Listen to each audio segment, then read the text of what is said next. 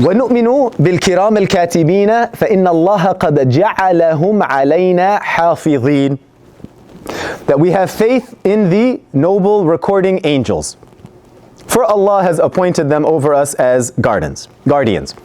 Now everyone has angels that come with them.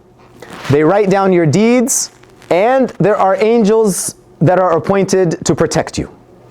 All right. Allah subhanahu wa ta'ala refers to عَنِ الْيَمِينِ وَعَنِ الشِّمَالِ قَعِيدٌ. That there are two recording angels, one is sitting on the right and the other is sitting on the left. They note everything. Not a word does a person utter, comes from Surah Qaf, right, that without having a vigilant observer ready to write it down. Among the Sahaba, right, this was discussed, that the angel on the right is responsible for recording all of your good deeds. Are we familiar with that? And the angel on your left is responsible for recording all of your bad deeds. Do not confuse this with the Judeo-Christian idea of like the angel that sits on your right and the devil that sits on your left. No, right? Eliminate that. We stick with the Iman in Allah subhanahu wa ta'ala. They're both angels. So eliminate those bad thoughts.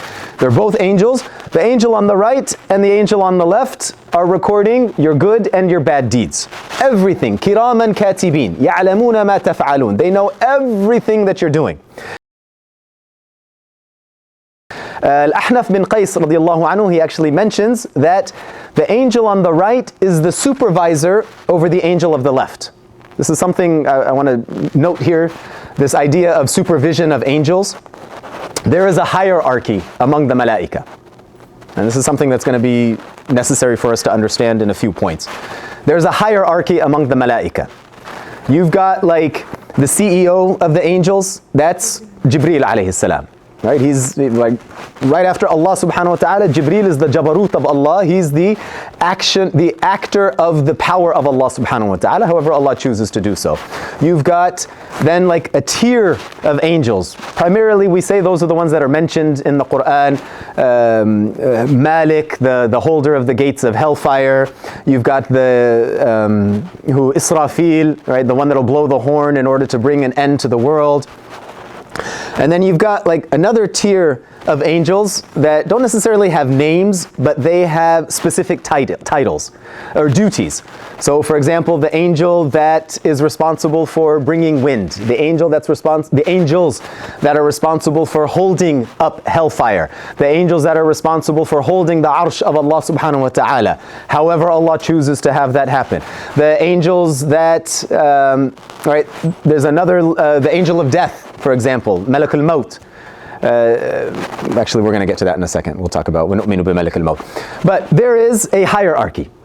So among the angels that sit on our right and our left, the Kiraman Katibin, Al-Ahnaf bin Qais, he was a Sahabi, he mentions that the angel on the right has authority over the angel on the left. Meaning, when you do a bad deed, who's supposed to write it down? The angel on the left. He has to take permission from the angel on the right though. So angel on the right, as soon as you do a good deed, boom, write it, put it in the book. The angel on the left, when the angel witnesses you doing a bad deed, the angel on the right says, hold on. Maybe the abd will ask for forgiveness. 6 hours, right? Kind of 6 hours. The angel on the right will say, maybe, hold off until we change shifts. So it's mentioned, and I'm only aware of at least two. Somebody mentioned 6 hours just a couple of days ago. I don't know where that narration is coming from. My awareness is that at sunrise and at sunset, the angels change shifts. Okay? So you have, if I commit a sin right now, the angel on the left, he's got his pen, he's ready to write. However he has a pen, however he writes, this is what we know of. What that actually looks like, is it 0.7 millimeter pen? No, it's not. However Allah subhanahu wa ta'ala wants it to be. Get those thoughts out of your mind. The angel on the left has a pen and is ready to write down, Kiraman Katibin, writing it down, as Allah mentions it. You have until sunrise to ask for forgiveness. If you do not ask for forgiveness between the changing of the shift then the angel on the left is commanded to write it down, and it stays in your book. Perhaps that you will ask for forgiveness, and we talked about what is tawbah and how do we ask for forgiveness. But the angel on the right will say, don't write it down yet, give him a chance, maybe he'll repent. If he does, then let it go, right? Otherwise, if you don't get it within that time frame, then it becomes recorded in your deeds. The presence of those angels with every believer protects us from shaitan completely messing with you. So every single one of us, alhamdulillah, have angels that are deputed to protect you. And this is one of the reasons, I don't know, let's get into it. This is one of the reasons why the ulama mentioned that you should eat halal. All right. There's probably a masjid somewhere or other in our locality that says, just say Bismillah and eat it. I would highly recommend those that follow that madhab to review the actual fiqh rulings to that regards. The idea of just say Bismillah and eat it is not a valid opinion. Questions? We all clear? Oh, subhanAllah. Okay. Or you're like embarrassed to say it. You're like, whoa, I don't want to say it in this gathering. Let me explain what, in case you are embarrassed to say it. Yes. I mean, yes, the animal, if it is an animal, it must be from the permissible animals, and it must be slaughtered according to Islamic ritual. Right? What that looks like, how many vessels need to be cut, the tasmiyah needs to be said, does it need to be by a hand, does it need to be by a machine? We'll talk about. But what we do know that eating halal is pure. The saying Bismillah, do you guys know where the say Bismillah and eat thing came from? You guys ever heard that though? Oh, just say Bismillah and eat. Oh man, that Whopper looks really good. Say Bismillah and eat. Yeah. There was a group of companions that had recently accepted Islam. Okay? Recently accepted Islam. And they brought some food to the Prophet ﷺ and the Sahaba. The Sahaba did not know if it was permissible to eat or not.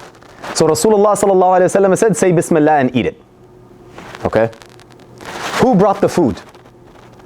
Muslims brought the food. So the way we use say Bismillah and eat, like, oh, the people of the book say Bismillah and eat. No. The Jose that has no religion whatsoever, he slaughtered it, say Bismillah and eat. That's not how it's used.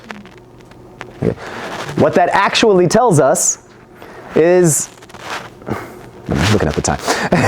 Like this is more applicable to if you go to like somebody's house and they are a Muslim and they serve you food, say Bismillah and eat. You can have, generally speaking, a confidence that this will be halal. Right? Now if I go to my neighbor Terry and he serves me some chicken, I cannot say Bismillah and eat. Unless maybe Terry is no, right? But for the most part, right? So we do not apply this to your favorite hot chicken spot. We don't apply this to whatever. Say Bismillah and eat is not a valid opinion. If you want to get into hand slaughter versus machine slaughter, there is some room for difference of opinion. This is one of the hardest things for a person who knows some fiqh to teach aqeedah, in that, yes, I have my views, but I'm also aware that, Allahu A'lam, maybe there is difference of opinion, and we're welcome to accepting that. I have my opinion that I believe is the most correct. Allahu A'lam, whether or not it is correct. But one thing that we do know, qat'i, the say Bismillah and eat, this was not in reference to the food of the kuffar. Khair, why do the ulama preach eating halal or eating zabiha, for example? Right? Is it just so like the scholars from India and Pakistan don't know how to have fun? Like, is that what it is? Like, they just don't want to have fun? No. Shaitan has access to you when the angels leave you. When do the angels leave you? When there is impurity. Whether there is impurity on you or in you, the angels are not obliged to accompany you. When the angels are with you, shaitan cannot mess with your head. Stay in a state of wudu. Put some perfume on. Be in good places. Yes? Is that why people keep that dogs aren't okay to have around? So the saliva of the dog would be considered najis. Right. So like that's why a lot of people say like you should not have a dog because an angel won't come into your home. Where there is najasa, an angel is not obliged to follow you. Okay? When you walk into a bar, you go into a casino, some place where something haram is happening, the angels, they leave you.